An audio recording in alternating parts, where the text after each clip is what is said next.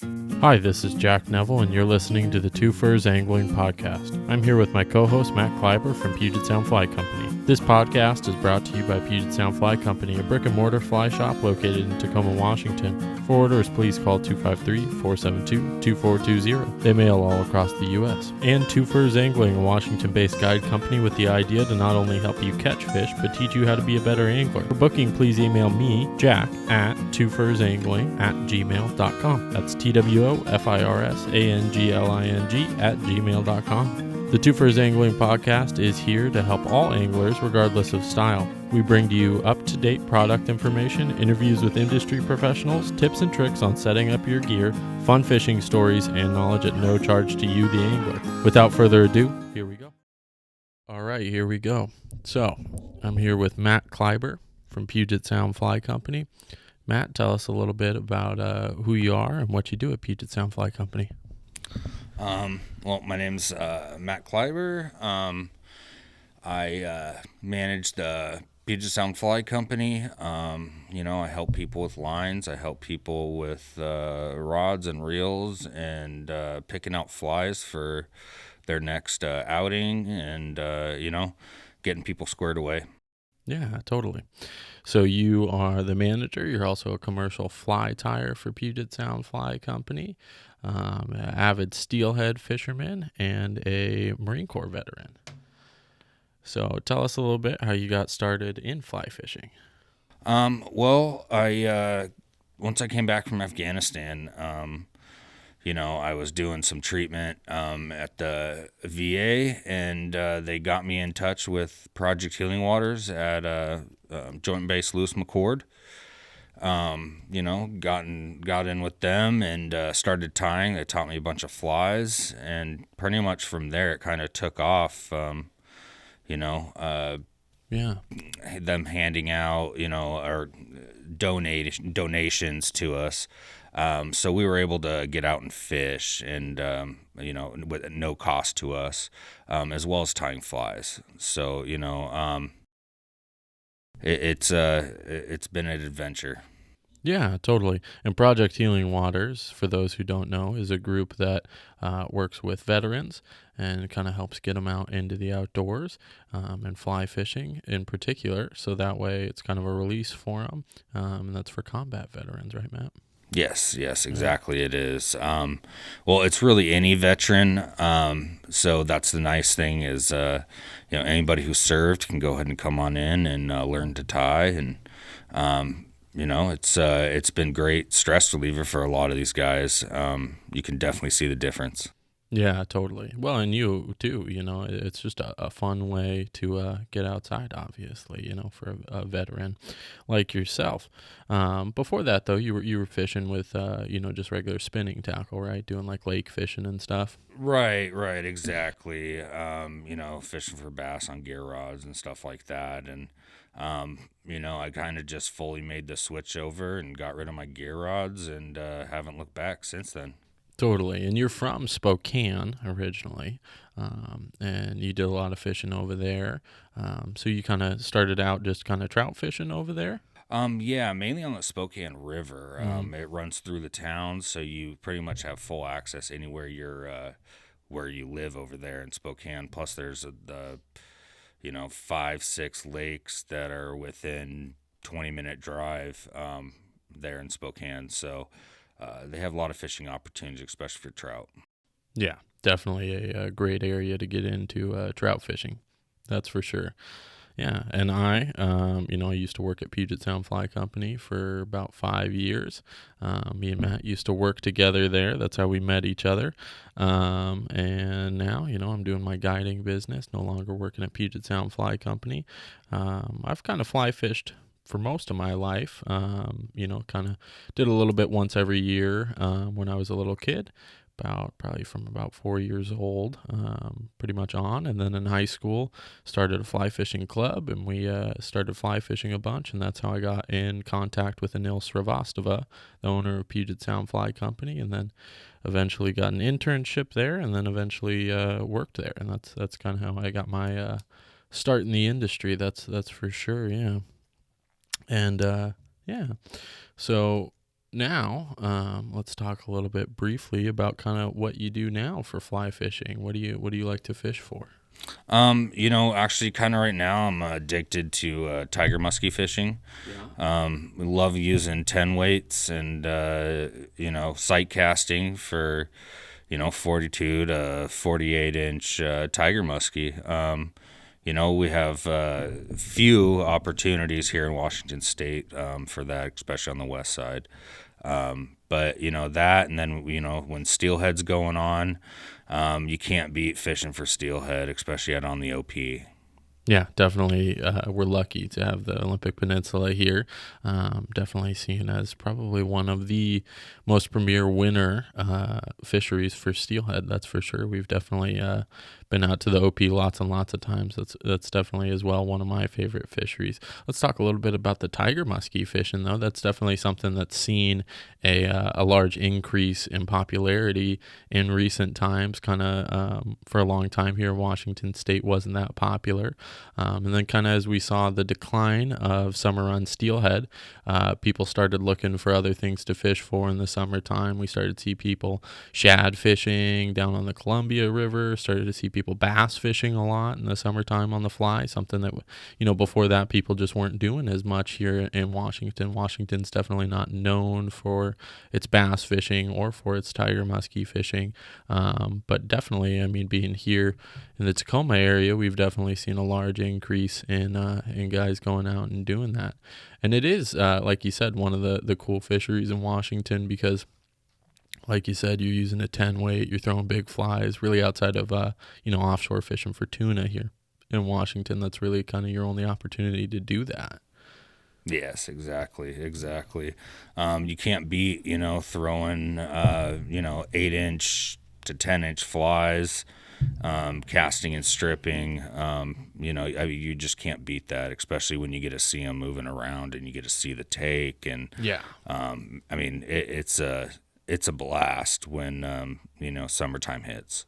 And that's one of the cool parts too, is that you're sight fishing for them. That's really one of the only fisheries here in Washington where you're actually seeing the fish, making a cast to it, making a presentation, kind of watching it follow, and that's definitely a huge appeal to it too. And it's a big fish. It really is. If you want to go with length and stuff like that, it's. Your average is 42 to 48 inches. Yeah, You can't beat catching a big fish like that here in freshwater. totally.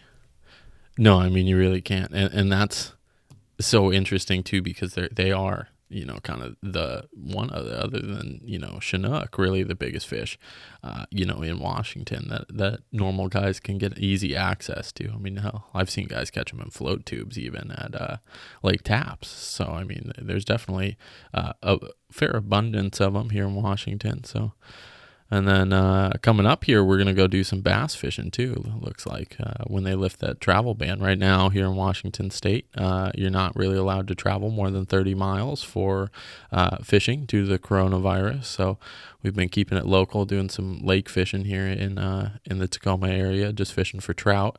But we're looking forward to going and doing some bass fishing, hopefully on the 25th and 26th, assuming that things open up. And that'll be a fun time. Both like to do some bass fishing on the fly. That's a blast. Definitely like to do some crappie fishing too on the fly with like 2 weights and stuff. That's a lot of fun. But yeah, I mean, I'm definitely excited to get out and do that bass fishing this summer. That's definitely something that we've got real into the last couple summers, really.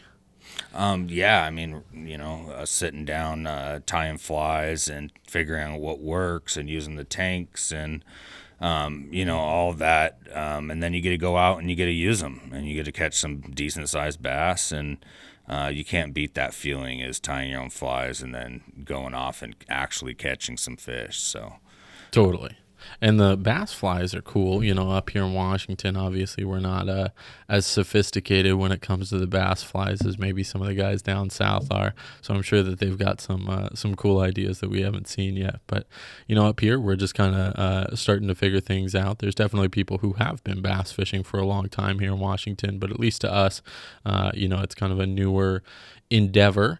But we've definitely had some fun tying up some gear fishing type imitations, like trying to imitate the Senko worms and throwing poppers and all sorts of stuff. And that's definitely something that you enjoy. You like to tie some crazy patterns and bust out some weird looking stuff and see if it works. Yeah, it's kind of funny when you are you're tying and you're questioning yourself, and then you go, okay, I'm gonna go ahead and fish this, and then you hook up and you're like, well, I wasn't thinking that was the pattern that was gonna work, but sometimes it's just the key, that's what they key in on, and you start hooking up. Yeah, definitely. Like you said, that's definitely a feeling that you kind of get addicted to is, tying up your own fly and you're sitting there looking at the vise and you're like, man, I don't know about this one. This is a weird looking fly. I don't know that anything would eat this. And then you end up catching a fish on it. And like you said, you're like, hell yeah, I didn't Yep. think this one would work, but okay, I'll take it. That's definitely how a lot of the cool patterns, kind of end up in your fly box is you're just screwing around doing something different.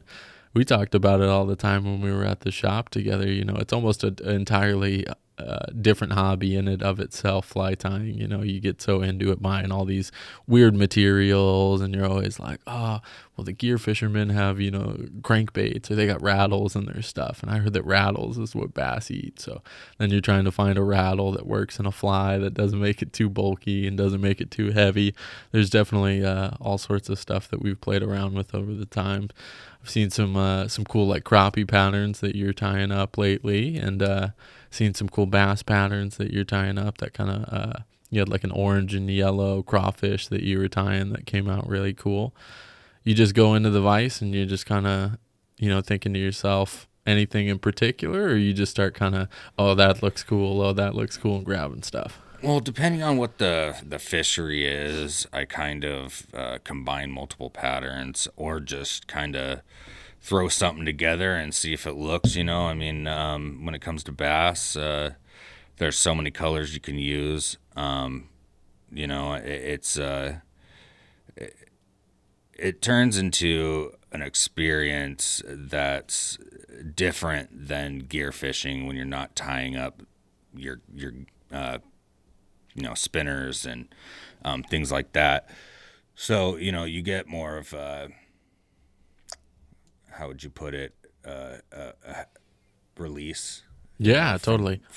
I definitely feel, I've done some plenty of gear fishing for bass, but I definitely tend to feel a little bit more proud of myself, I guess. If you get into one on the fly, probably just because there's such a stigmatism with bass in particular that guys are like, it's just such a big, spinning and bait casting centered fishery that those guys look at you and they're like, it's also the lures are so crazy and so advanced. They've got rattles in them, they've got lips to make them dive down, and they wiggle and everything. So I think for most bass guys, they kind of look at you like you're a dumbass out there, Yeah, yeah, they throwing do. your fly rod around. And so it's kind of satisfying when you see, you end up catching one. You might not get the same numbers, but I definitely enjoy it more when I hook one on the fly than I do gear fishing for them. That's for sure. I totally agree with you. You kind of get more of a fight, the play. You're not just cranking them straight to your boat. That's for sure. It definitely is a different mindset, when you're gear fishing for them. Those are such stiff rods that it's just totally different. Those stiff rods really don't put a bend in them. So for us, most of the time, at least for me, I'm fishing, 6 weights if I'm throwing subsurface stuff, and then I'll go up to an 8 weight if I'm going to throw a big popper. But definitely, I like to kind of hang out in that 6 weight range. And Washington, has some big bass, but most of the time the stuff that we're catching is anywhere from about a pound all the way up to maybe 3 pounds would be a pretty good sized bass for us most of the time. So that's definitely fun, at least for me on a 6 weight. That's and they're a real bulldoggy fish, so they're definitely a lot of fun to try and lift with that 6 weight. Oh yeah, I mean, 2 years ago I had a quite a big smallie cork my 10 weight when I was fishing for muskie, and I mean Yeah. that was an experience. never caught a bass that big, and especially using those big flies for tiger muskie, it was pretty crazy for that to happen. Yeah, no kid. That was a big fish too. I remember you bringing in the photo of the shop. That was a serious hog.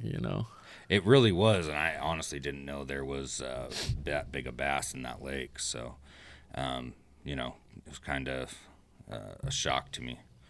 Yeah, well, especially if you're fishing for tiger muskie, and then all of a sudden you see probably like a 7-pound smallmouth come up to the exactly. top. Yeah, that's definitely a surprise. That's for sure.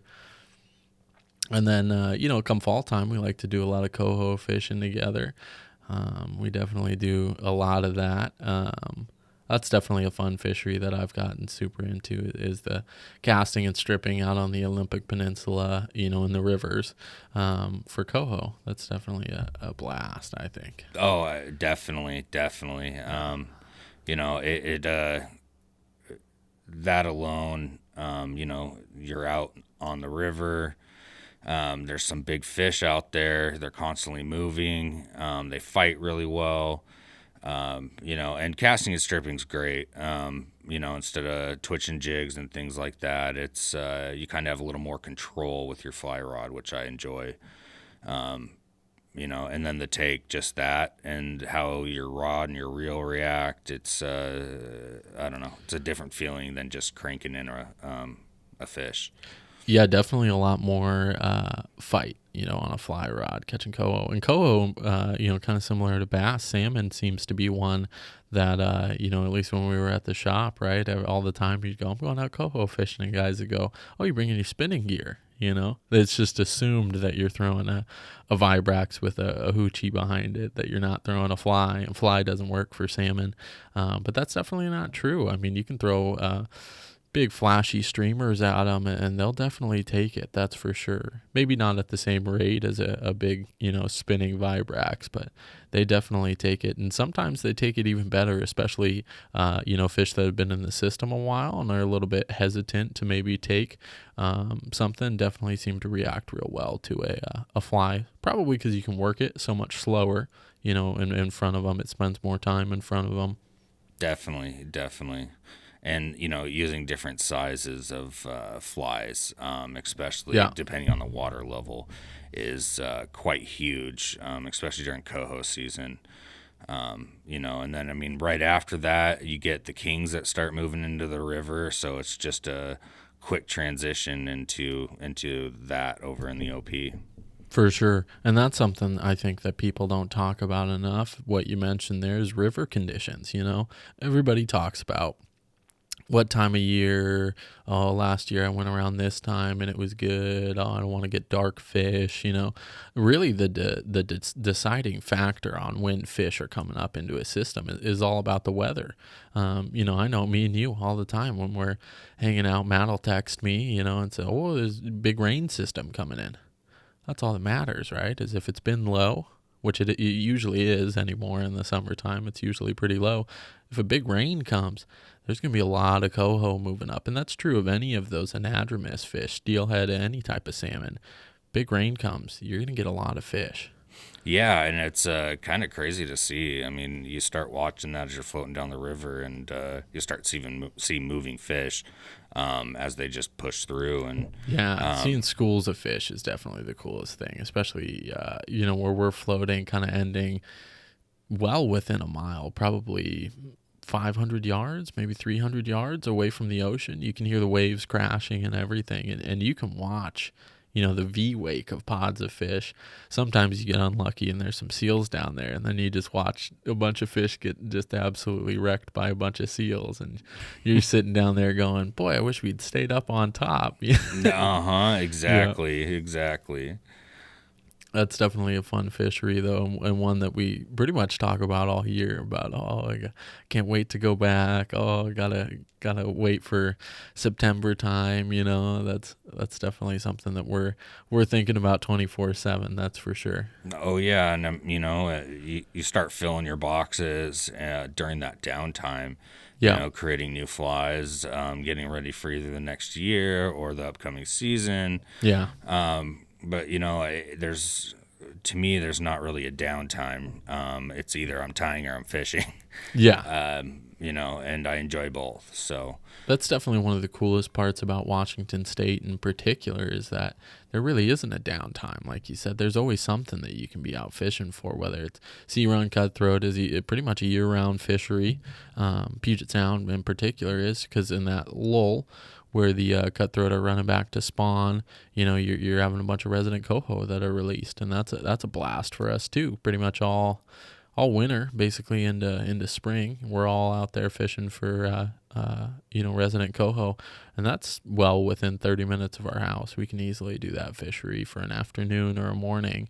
But definitely the Olympic Peninsula seems to always kind of have a calling, at least for us too. We definitely have done quite a lot of trips out to the OP together, that's for sure. yes, yeah, we have. We've had quite some experiences out on the OP of saying screw it, even if it's raining, we're gonna go anyways, and then we get rained out and fish anyways, and we end up catching fish. So Yeah. sometimes it's better to just stick it out.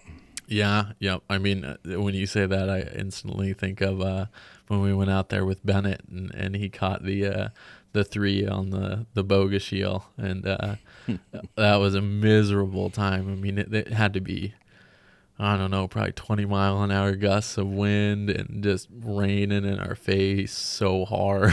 Oh yeah, and Yeah. it came from every direction. There was no staying dry that day. No, anytime that there's wind coming through those river, little canyons, it's brutal because it just comes straight up the river so hard. And at that time I still had my drift boat, and I was rowing, and we're just getting blown all over the place. I could even stop rowing, and the wind was blowing so hard that the boat would move downstream. I had to forward row us out of there. It was brutal, but that said, we got into some really nice fish and saw a bunch of fish coming up really quickly in front of us because of that weather system that was coming in. Exactly. I mean, you can't beat that. It stops raining the day before, and wake up that next morning, and the river conditions have definitely moved up a little higher, and you start seeing a lot more action coming from the salmon and their movements, and you can really pick them out when they hit the holes, and Yep. it's kind of nice being able to kind of know where they are and where they aren't. Yeah, that's definitely taken us quite a lot of trips out to the Olympic Peninsula to kind of get a good feel for where they are and where they aren't. We definitely spent quite a few trips out there trying to figure that out. That's for sure. Definitely plenty of skunked trips at the start of our salmon fishing experience out there. Yes, it was. It was frustrating Yeah. there for a few times. And I wanted to touch on the fact too, right? You said waking up in the morning. Keep in mind, most of the time, I'd say probably 98% of the time, we're actually out there camping in the middle of winter, fishing for steelhead, and in the fall too, fishing for those coho. And it's cold at night. I mean, you wake up to some frozen waders plenty of days, that's for sure. So, and it's raining on your tent all night, but for whatever reason, I like it more when I camp for it. If I wake up in the Olympic suites, man, and I'm toasty warm, take a nice warm shower, and then go fish, some reason every time I'm on the way home, I'm like, man, I wish we camped. Oh yeah. For some reason, if we camp, we catch fish, and if we stay in the Olympics, we don't catch fish. I don't know what it is, but it's Well, last time we went out with Ryan, right? We stayed at the Olympic suites, and we did pretty damn good that day. it helps when you have a guide like Ryan, and taught by Jim Kerr, and That's true. You definitely got a good lineage there going on. And that day, the conditions were, pretty blown out, really. The water was moving really fast. And so we ended up fishing gear just because of the color of the water.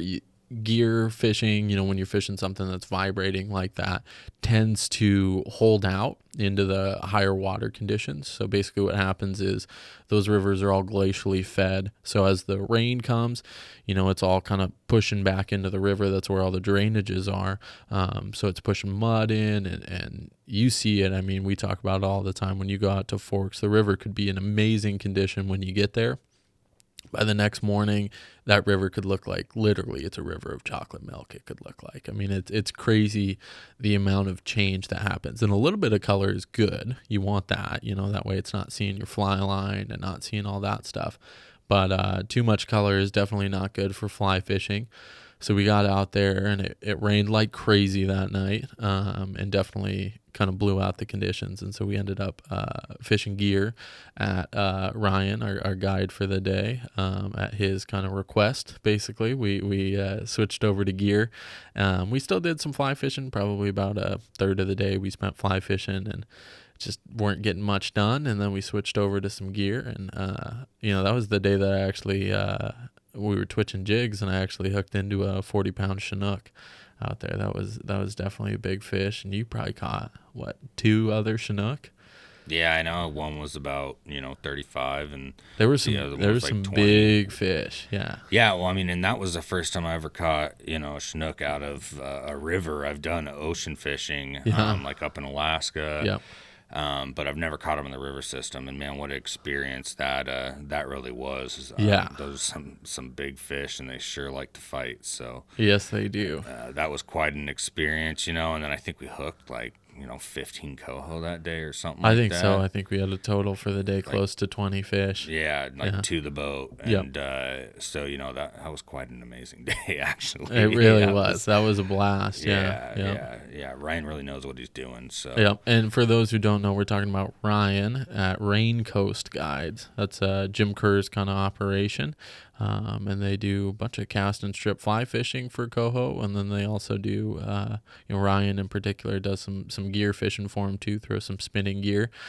He's kind of who taught me really how to do that spinning gear for him. I probably went out with him, I don't know, now it's probably been 4 years or so from the first time that I went out with him and did that fishery. And we did like a half and half fly, half and half, gear fishing day with him. And he was throwing those Vibraxes with the hoochies off the back. I hadn't seen that before. That's a big thing out on the Olympic Peninsula. They basically kind of cut off the existing treble hook onto your like blue foxes. A lot of those guys, because they're guides, they end up making their own, spinning Vibrax style, lures, just because they're cheaper for them to make than they are for them to buy. So they cut off their treble hook, and then they put a series of O-rings and barrel swivels to attach a hoochie basically on the back of it. So that way they can do a smaller Vibrax, kind of spook the fish a little bit less while still having the hoochie off the back to get some attention. But we've definitely had some good days too out there on the fly, throwing big flashy like polar leeches. We've done a lot of polar leeches. We've done, kind of rabbit with marabou up on the front, almost trying to, with a tungsten bead, kind of trying to imitate a twitching jig. That seems to work pretty well too, There's definitely tons of ways to get it done. I can hear Anil right now screaming from his home. He's telling me he likes to throw, it's tied on a real stout hook, but it's probably the size of a number 10, I would say, maybe number 12 woolly bugger, olive woolly bugger with black and olive variegated chenille and a little orange tungsten bead. And he ties it on a really stout salmon hook. And that's his favorite. And definitely works for the guy. He catches plenty of coho, probably more than anybody else I know on the fly, that's for sure. Oh, it blows my mind. I'll go out there and I'll be like, oh, I got 2, and he'll be like, oh, I got 17, and you're like, yeah, okay, thanks, guy. Like, he is a fishy dude. I mean, I don't think that people would believe the numbers if we told them of steelhead that he'll go out there and catch. I mean, we'll go out there and fish, and we've had days where we've probably hooked 2 maybe, and then you go, hey, Neil, how did you do? And he's telling you just crazy numbers, like 15 or something, and you're like, you're joking, right? Oh, yeah. It's pretty unbelievable. Yeah, some of that. Oh, it is, and he's doing it on just silly stuff. I mean, last time we were out there, I remember we ran into him at the Olympic Suites, and I was talking to him, and he was getting done for the day, and we just arrived, and you had fished. With Ryan over at Got Your Six, different Ryan. Got Your Six Fishing is a group that takes out veterans, basically.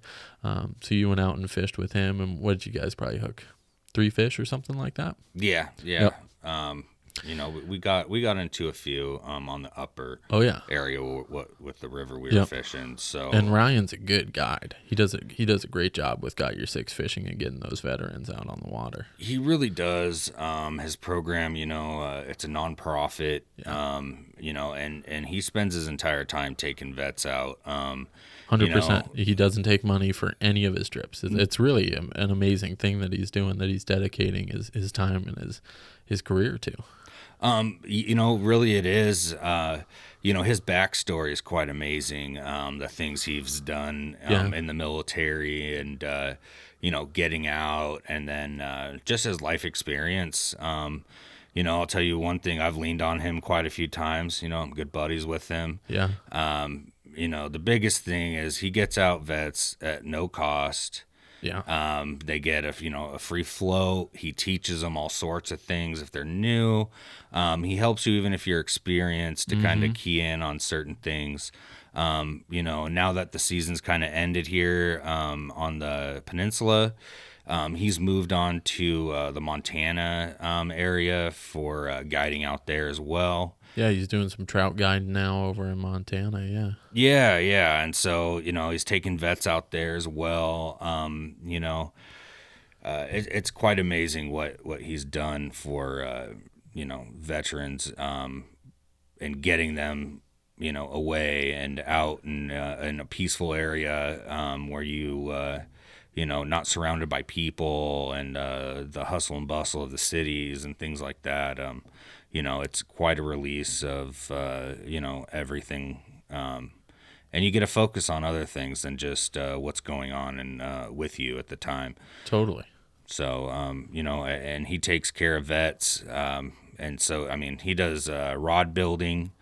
So you can go in and build your rod that you want to fish with. There's all sorts of opportunities when you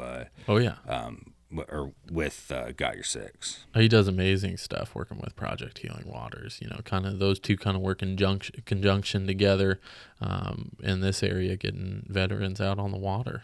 Well, the crazy thing is, too, with Ryan, he was part of Project Healing Waters before he started Got Your Six. And I know he leaned on a few people, just like, what do you guys think of this? And, what do you guys think of that? And he kind of just, pushed forward and took care of business. And, he really believes in, making sure vets are taken care of. And, great guy. And, once again, it's a nonprofit. So, they're based off of donations and, it's something that you want to be a part of. That's for sure. Definitely a great thing to align yourself with. That's for sure. He's a great guy. Yeah. Yeah. Oh, definitely. He really is. He really is. He's quite caring. That's for sure. One of the sweetest guys I've ever met. That's for sure. He's definitely a nice guy. So yeah, and you were out there fishing with him, and you guys probably caught 3 fish or something for the day, 2 fish. Yeah, definitely. Which is, in fairness, people, that's a pretty darn good day of steelhead fishing on the Olympic Peninsula. That is a well done guided trip for anyone, even if you're paying for the trip. If you went out with anybody, catching 3 fish for the day is doing really well. Right. And so we get back to the hotel, and I run into Anil, and I asked him, I said, how many fish did you catch? And he was out there with the Rain Coast Guides guy. So he was out there with other Ryan. It gets a little confusing, right? So he's out there with Ryan, and I asked him, I said, how many fish did you catch? And I think he told me it was at least 15. It might have been 16 steelhead for the day. And I think he caught them all on that 6-weight, on that 10-foot 6-weight from Europe. Anil, for people who don't know, he's a big Loomis fanatic from when he was younger. And so he was able to get a old GLX that's still in really good condition. The guy who owned it had never even fished it or anything. It was in the sock, and that was his favorite rod. And it is a little bit stouter of a 6-weight. So that one for those who are Loomis fanatics, it's a GLX Max Distance, which was only sold in Europe, and he was able to get one through a bunch of different resources basically that he's made over the years. And yeah, he was throwing like a 7-weight indicator line on it. And amazing. Oh, crazy. People talk about, we talk about it all the time here in the Pacific Northwest. People kind of look down a little bit and fly fishing on nymphing. Throwing little yarnies or throwing a bead is definitely seen as kind of the dirty way of fishing for them. You hear people say, oh, you didn't even catch fish and all sorts of stuff. Swing only is the only way to catch a steelhead. And, at least in my opinion, that's definitely not the truth. You go out there, I'd challenge a lot of people to go out there and go nymph for steelhead. I think they'd be pretty darn surprised at how hard it actually is. It is extremely difficult to be a good nymph fisherman for steelhead. Definitely, and I learned the hard way of not mending. And that's one of the hugest things of nymph fishing is getting that mend so the presentation is right. Yeah. Really nice part with that is, you're getting down in buckets that are holding fish, and giving a presentation. You get that ticking right, and you have quite a good chance of catching a steelhead. Yeah. And you're fishing totally different water than somebody swinging a fly. It's just completely different. And really, like you said, it's all about mending. And not only, like you said, right? You said not mending enough. The opposite is true too. You can mend way too much, and you can screw it up. It's really finding a extremely perfect balance. And so you're trying to mend hard enough to get the tip of your fly line up above the indicator, so that way you're getting a nice natural presentation. But you're also trying to mend soft enough that you don't pick up the indicator, because you got a pretty substantial rig going on with your weight and your yarny or your bead or whatever you're using. And probably, it probably most of the time at least takes 6 feet for that setup to get all the way down and get floating properly.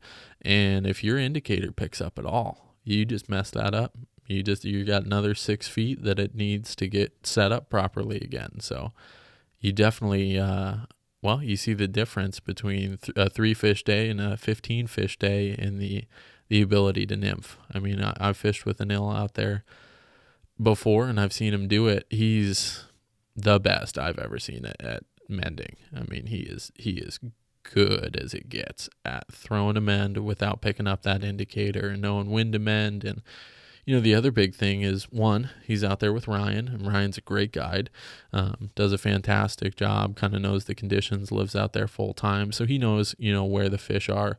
But the other big thing is Anil steelhead fished pretty much his whole life, and he's 40 years old now. So he definitely can read the conditions better than anybody, or at least as good as anybody that I've ever met. So he knows what river to be on and when to be on what river, and that's the important thing too, is when you go out to Forks and you're, at the Olympic Suites or you're at the campground, people ask you at the fly shop, they're like, what river are you going to? What river are you going to fish on? And you're like, I don't know. And they think that you're BSing them, not trying to tell them all the facts. And you're like, no, I legitimately don't know. I'll know in the morning, and that's what we do. We wake up in the morning, get the truck running, get some coffee in us, and just look at the USGS flows. Because you have no idea, right? One river could have blown out last night and another river could be in shape. And that's kind of the important part, is that there's kind of I guess I'd say tiers to the rivers, right? So one river is going to hold its shape, basically hold its color, stay clearer longer than another river. So, one river might stay clear for a long time, another river might blow out really quickly. So, in low water conditions, you want to be on that river that blows out really quickly. High water conditions, you want to be on the one that holds out the longest. You're always kind of playing with that, and there's landslides and all sorts of things that adjust those every year. So every year it's kind of playing a new learning game. Hey, how long's the Boga Shield going to hold its color? Is it going to hold its color a long time this year? Is it running clear this year? Is it running dirty? And you're trying to make those game time decisions in the morning, and part of it's luck because there's usually like two rivers that'll work. You're like, oh, this one's a little bit on the high side, this one's a little bit on the low side. Which one do you want to fish more? And most of the time it comes down to you're like, last time I was out here, I actually caught fish on the boga shield. I didn't catch anything on the hoe. Let's go to the boga shield. And sometimes it works in your favor and you do great, and other times it doesn't. And if you're a guy who's walking in, that's kind of one of the benefits to walking in, right? When we're floating the river, you're locked in. You're floating the boga shield, at least until you pull out. You can start forward rowing and then you could switch rivers, but you miss the morning for sure, at least. Whereas, like last time we were out there, we were fishing with Jason Gordon and we were swinging flies, and we walked in on the hoe and just seemed to be moving a little bit too fast. For us, moving a little bit too fast and a little bit too much color. And we decided that we decided to go to the Kalawa next, right? Yes. Yep. So we picked up our stuff, went up to the Kalawa. Kalawa is generally a cleaner river for longer. So we went up there and we started fishing. We probably fished it for about an hour, and we kind of made another game time decision and said, this is a little bit clearer than I really want. This is kind of almost gin clear water. I don't think that this is the right conditions for us to swing flies in. So we made another switch and went down to the boga shield. And we ended up, I at least took a pretty good sized fish and got it to hand, and you hooked into one and lost it, but that's two fish to our 0 at the other locations. And that's really the only thing that changed. I at least didn't change flies at all. So, what it really comes down to, especially with anadromous fish, is finding those right conditions. Yes. Yeah. Exactly. 100%. That's definitely the biggest thing. And that's something that you can't really teach somebody. You can give them an idea like, hey, this river blows out at this time, this river blows out at this time, but I can't teach you how to make a guess. You know what I mean? It's just something that you kind of learn over time, and you're like, hey, I think I'm going to go to this river today and see how it works, Yeah, exactly. I mean, being patient is huge too. When you're moving around to different spots. The nice part about the OP is there's plenty of walk-in spots. So, you can pull into one area that's on the upper, and it might be dumping, a bunch of filth into the water. Yeah. And then you go to another one and it doesn't, it's clear and it's good to fish. But then you go up above those areas that are pretty dirty and the water seems to be pretty clear and quite fishy usually before it gets dirty. Yeah, that's a tough call to make too. You're trying to figure out, hey, this year is the landslide. Like for example, there's a landslide on the boga shield. There's one on the lower hoe too. You're kind of trying to figure out, hey, is this dumping a bunch of silt, basically clay, into the water and causing the river to be really dirty and really mucky, or is it really clean? Is it has the water been running through it enough that it's kind of turned it into really compact clay, and then it's not dumping much water in. But you see the difference, especially fall time. Fall time, you see huge, rises and drops in those rivers that it's crazy. Oh, I mean, it really is. It's, you think the river the year before, and then you head out there, opening day, and the river's completely changed. Either switch sides, move channels, so you always got to be aware on that first float, especially trying to dial in those rivers and what's what and where's what and things like that. Well, especially with the hoe. The hoe, for example, I mean, you can be standing in the exact run that you swung up the best steelhead of your life in last year, right? I mean, 8 months ago, 6 months ago, you swung a steelhead right here, right where you're standing. Could be completely dry land, and the river could be 400 yards over. Yeah, I mean that actually happened to us this right after the I guess you call it flooding. Mm-hmm. And it is when those flows get up. I mean, they're like 6, 7, 8, 10 times what fishable conditions would be. I mean, 10 times is not insane. You wouldn't be like, that's just a made up number that he's making up. Like that's a legitimate number that it could hit. Yeah, I mean, definitely, definitely. Yeah, I mean, It's crazy, really, how much that river moves. it really is. It's always different every year, which I kind of like too. It opens up sometimes, Yeah. holes or spots that you couldn't hit prior, Oh yeah. and it's quite fishy when that happens. Oh yeah. Yeah. No, it definitely is, and it's keeps it interesting. You know what I mean? You're always kind of trying to figure out. We talk about it all the time in the shop. Somebody comes in and starts talking about the hoe, and you're like, "Do you know what the hoe looks like? Do you know what the hoe looks like this year? Oh, this changed. This changed. Oh, this log moved here. There's a log dam down here. There's this cool rock or this deep hole or whatever it is. Um, and that's definitely a cool thing. It kind of changes things every year, and you kind of always on your toes that way, right? Oh, I mean, definitely trying to pay attention to what's going on, and where there's boulders, Yeah. tree stumps, things like that you don't want to get caught up into. That first run of the year, you kind of hold back on fishing a little bit, just so you can get to know that first run of the river. Because mistakes can happen so quick. Oh, yeah. When you're talking about floating in a boat, I don't think people realize, if you've never floated a river in a boat, things can go south really, really quickly. You can be totally fine 1 second, and then, a little current moves or something. And the next thing you know, you're going right into the logs, and you're going into logs fast. Yes, yeah, and I mean, every year you at least hear 2 boats getting stuck. At least. Yeah, yeah, at least, and then you see that, and if it's underwater, and they have to tow that thing out, and Yeah. I mean, that's paying attention's a huge thing. Yeah. I would rather pay attention to see where things are going than catch fish and possibly wreck a boat. Yeah, that's the truth. Yeah. And rowing is such a kind of a interesting thing. We talk about it. There's a big difference between being able to row down the river safely and being able to row for somebody fishing.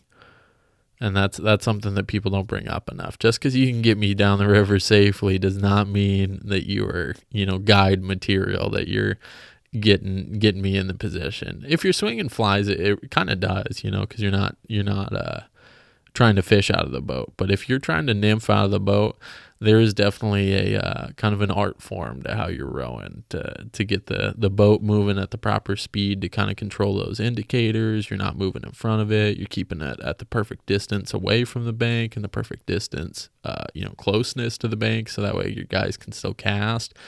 And that's the thing too about nymphing, is you're not doing that much casting. You're trying to keep your stuff in the water as long as possible. And the hoe in particular has these really long runs on it. So you can get really long drifts on the hoe. You're running your indicator in the water for a long, long time. Oh, I mean, yeah, and you get that bobber down, or you run it over the top, and Yeah. It's quite a different feeling than swinging flies, that's for sure. Yeah. And no, we swing flies all the time. So no, discourse or whatever, no dislike to swinging flies at all. We swing flies plenty. Most of the time we kind of split the day 50-50 and do some nymphing in between runs, and we've kind of figure out the swing runs that we really, really like, and we'll pull out on those and we'll swing flies. Oh yeah, I mean, it's great. That's the nice thing about swinging flies too. Even if you're from a boat, is all you're doing is pulling into runs. Yeah. And then you get out of the boat and you go ahead and walk up and you fish that whole section down. So that part's pretty nice. Is you're not constantly moving if you want to make that day last a lot longer. Yep. Stopping in areas, swinging flies that you're not gonna probably get into any fish nymphing. Yep. And then you just kind of move down. You put that spay rod away while you're moving, and you pick out that nymphing rod. So you're just constantly fishing. Yeah. And you're using multiple techniques. And I kind of think that if you're using multiple techniques, I mean, you're bound to catch fish. You're maximizing your trip. You know what I mean? You're not blowing over fish and holding spots. And I get the argument, people say, well, it's kind of good that there's spots where you're not fishing because that gives the fish, time to rest. And I agree with that. That's for sure. But I think if you're diligent in your research and you really think things through, then there's plenty of spots for fish to rest. If I'm floating the lower river, which we do, we don't float the upper rivers very often, because that should be the place for fish to kind of hang out. I think a lot of times here in Washington State, we end up keeping rivers open a little bit longer than they should. And you see it a lot in particular in guys who are newer to steelhead and newer to anadromous fish in particular. And they're fishing over reds. And most of them, I would say, are not purposefully doing it. They just don't know. You know what I mean? And at least both of us, we try and give a pretty wide berth to as far as seasonally, to a spot. So, you're not fishing one of the forks of the river come late season. That's just not something that you want to be doing, because that's just the way it is. I heard an old guy tell me one time, how would you feel if you got pulled out of your bed in the middle of you getting it on with your wife and got dragged into a fist fight, and that's the truth.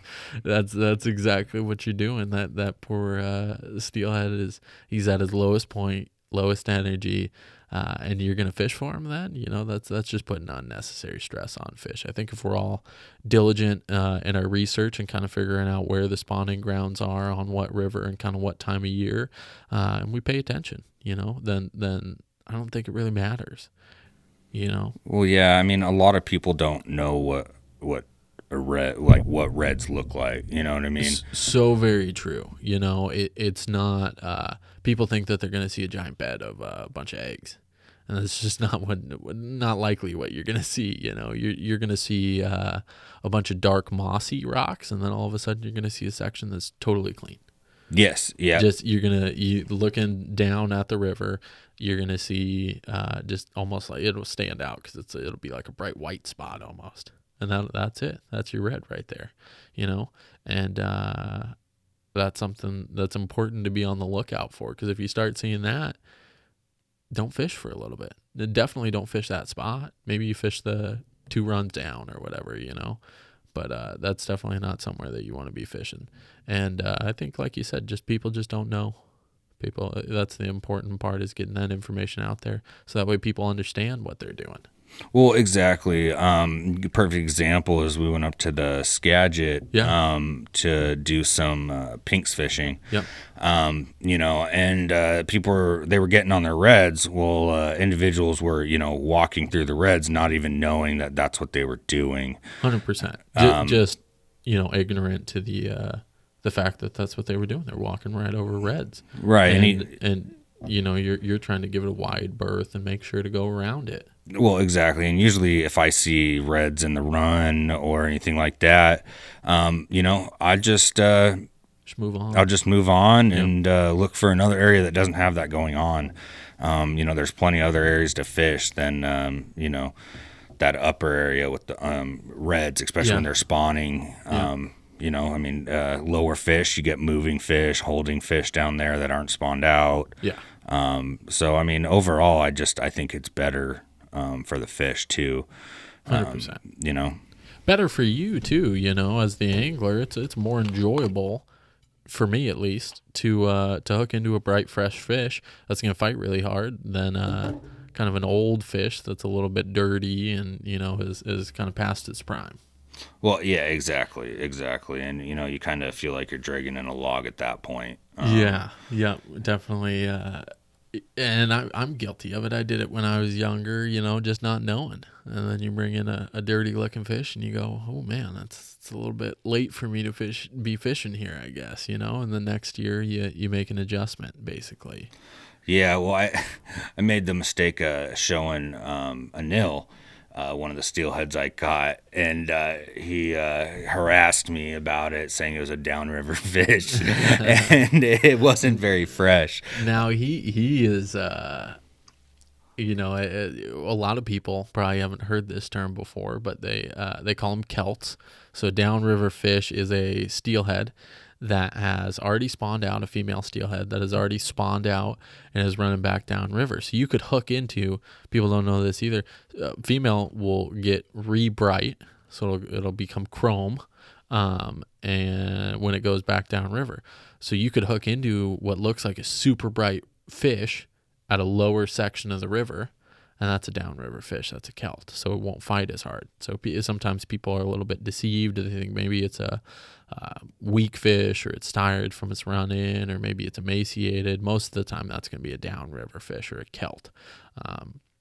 Anymore with the number of steelhead that are returning, most people just don't really care. They're happy to catch anything that gets on the end of the line. But definitely older guys in particular definitely still hold on to that. That's a kelt mentality. That's for sure. They definitely, you're hooking into a downriver fish. It doesn't quite count as much. He's definitely at fault for that. He's looking to see if your fish is a kelt. That's for sure. Yes, yeah, he does. He's good at crushing your hopes and dreams if you work there when it comes to fish.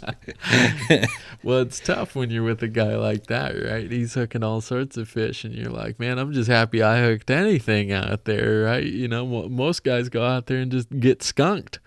I'm happy I got into a fish. Oh, yeah, exactly. Yeah, he's definitely a funny guy like that. He'll let you know. He's good about letting you know when you did good, but he's definitely good about letting you know, hey, that's a kelt. Yep. Yeah. Yeah. And that's one of your favorite things to do too now, right? You tie a lot of swing flies for steelhead come winter time. Yeah, I do.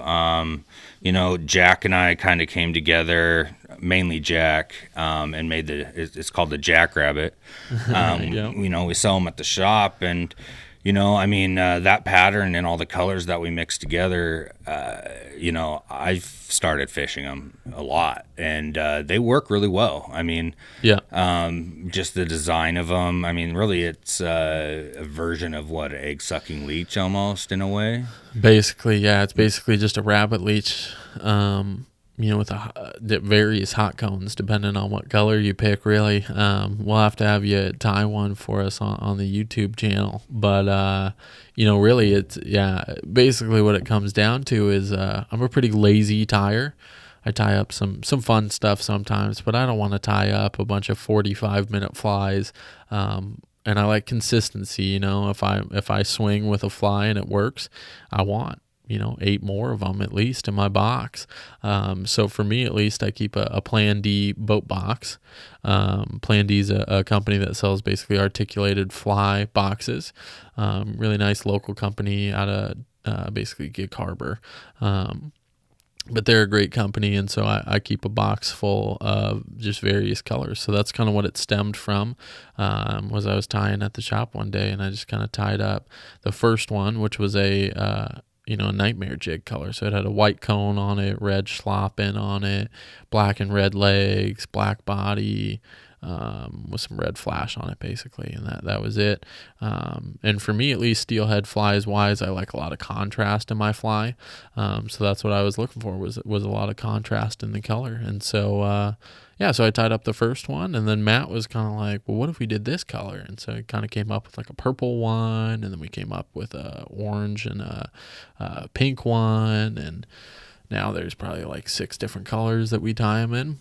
Yeah, pretty much, yeah. That, and it's a productive fly. It really is. It's a simple, easy pattern for you to tie, but it works just as good as any intruder or anything like that. And I think a lot of people get caught up in intruders and trying to go big, because you can tie a huge fly that doesn't weigh very much when you tie an intruder, get a really big profile.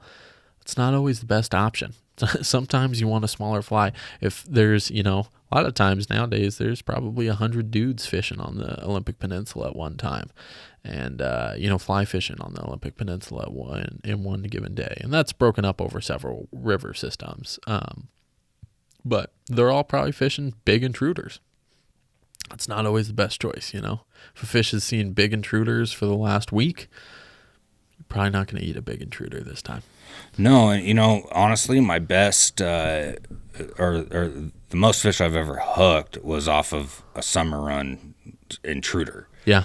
Or Yep. a summer intruder, small, you Yep. know, and it was even one of the, you know, a traditional, and it seemed to be the size, you know, and worked great, and they just wouldn't stay off of it. Yep. It Well, was Gary great. Sandstrom, right? You know, Gary Sandstrom is a rep here in the Pacific Northwest.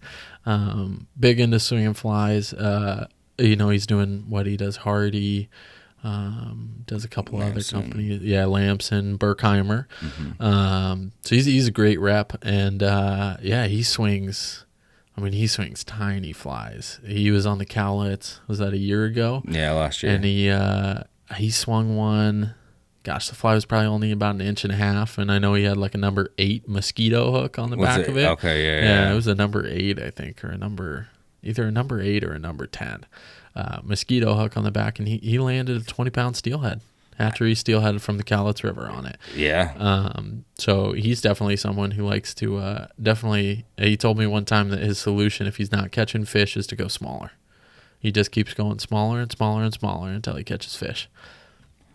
And that dude catches a lot of fish, that's for sure. So yes, he does. It definitely works for him, you know. That's for sure. And so lastly, let's talk real briefly, you know, moving forward, kind of what are you hoping to do, you know, both with the podcast and our YouTube channel? You know, doing some going over fly lines and going over, you know, especially rods and reels. Yeah. And what you need to invest in usually for what we prefer that you invest in first. You know, having a great rod is awesome. You know, having a great reel. But a lot of the times, you know, you can get away with, you know, upgrading that line, which you want. And then the reel and then the rod is kind of how we do it. You know, and it just makes sense because that line, the turnover, depending on what you're fishing for, you know, having that nicer line really makes a difference regardless of the rod you have. Yeah. So, you know, I mean, going over that, going over some tying videos. Yeah. You know, fly selection, you know, going into some reading water, you know, and what you're looking for when you're fishing. And also, you know, some advice on the local lakes and local rivers. Totally. You know, in the sound. The sound's amazing because there's so many beaches. You can follow the tide. So, you know, we have a lot of fishing opportunities here. And so we'll be going over that, you know, and I mean, yeah, really what we're trying to do here is just bring you guys information, you know. An informed, you know, customer or fly fisherman is a good one, you know, for everybody. It's good for you guys. You guys will catch more fish, be more informed when you're making purchasing decisions. And just be more informed about fly fishing in general. We're going to have some real cool guests on here, you know, through our connections in the fly industry. We're going to get some cool people on the podcast, and that'll be a good time to have those guys and you know, hear some fishing stories from them like we talked about today, you know, some of ours, but also, you know, hear some opinions and kind of inform you guys. I know we're going to have Lucas Choate from Stargazer Fly Company. He's a swing-only guide here in Washington State, mostly guiding on the Wainuchi River these days. But that's a river system that's been heavily impacted. They actually closed that river system last winter. And I know that there's a big proposal right now to put a dam on the headwaters of the river on the Chehalis system, which would definitely put a pretty big impact on that fishery for him. So we're going to talk to him a little bit about that and about how that's going to affect his guide business next week. And then moving forward, we're going to talk about some gear, you know, equipment choices like Matt was talking about. We're going to do all sorts of stuff for you guys. And really it comes down to what you guys want to see. So, you know, feel free to comment on the YouTube channel. You can always follow me on Instagram and DM me if you want to see something. That's Two Furs Angling Group.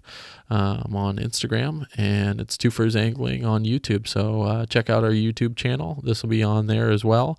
And then we've got a informational series on our YouTube channel too that we're working on called Hand to Fish. And it's a pretty simple system. It's going to walk you through in basically over 12 weeks. We're going to cover everything from pretty much that you'd need to know to get started in fly fishing. If you're already real into fly fishing, there's definitely some things that you can still learn from it. As far as about tackle choice, Matt's going to cover fly line choice and that. And like you said, that's definitely, I'd take a $90 rod with a premium fly line over a $900 rod with a $50 fly line every day of the week. Fly line is definitely the most important piece in your setup. That's for sure. And that's something that people, you definitely see it all the time in the shop. Guys want to buy a $900 rod, and then they're skimping out on their fly line, and that's just not the way to go. So we just want to bring you some information and some kind of tips and tricks that we've learned over the years. And that's the plan. So without further ado, that's the end of this podcast, and we'll see you guys next week with Lucas Choate.